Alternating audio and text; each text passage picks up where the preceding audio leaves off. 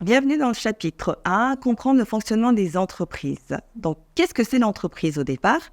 Le monde des entreprises est hyper diversifié.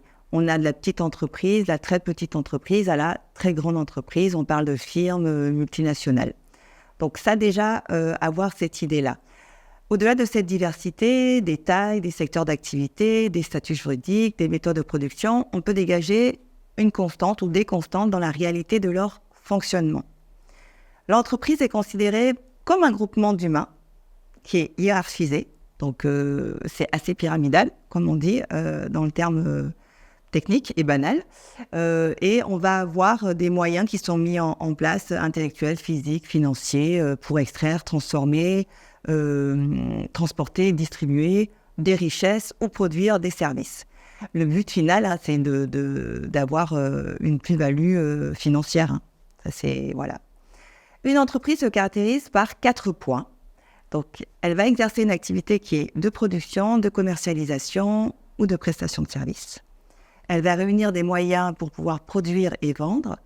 Elle a comme objectif aussi de satisfaire des besoins. Et la 4e, elle a un but de réalisation de profit. Donc, comme je disais, il existe différentes entreprises.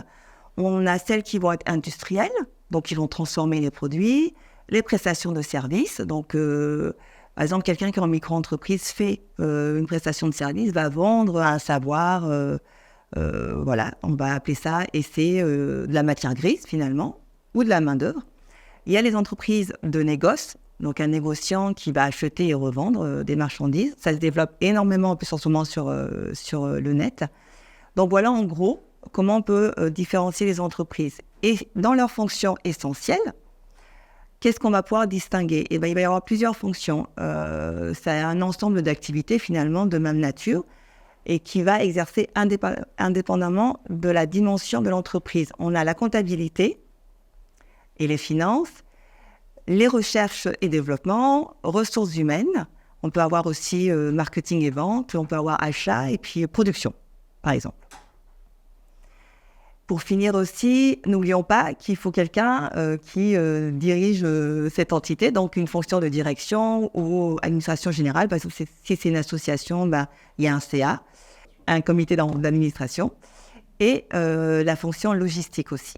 Donc c'est principalement la fonction ressources humaines, recrutement d'une entreprise qui va vous intéresser, vous les CIP. Donc comment cette entreprise va recruter, comment elle va mettre en place ce recrutement-là et ensuite le suivi de ce nouveau salarié. Donc c'est ça qui vous intéresse pour les personnes que vous accompagnez. Il est important de comprendre, pas forcément de maîtriser, parce que sinon on devient... c'est un autre métier, celui de recruteur et donc de RH. Mais nous, il faut qu'on comprenne comment ça fonctionne pour pouvoir ensuite faire ce lien-là. Donc c'est hyper important d'ajuster vos connaissances là-dessus et c'est ce qu'on va voir.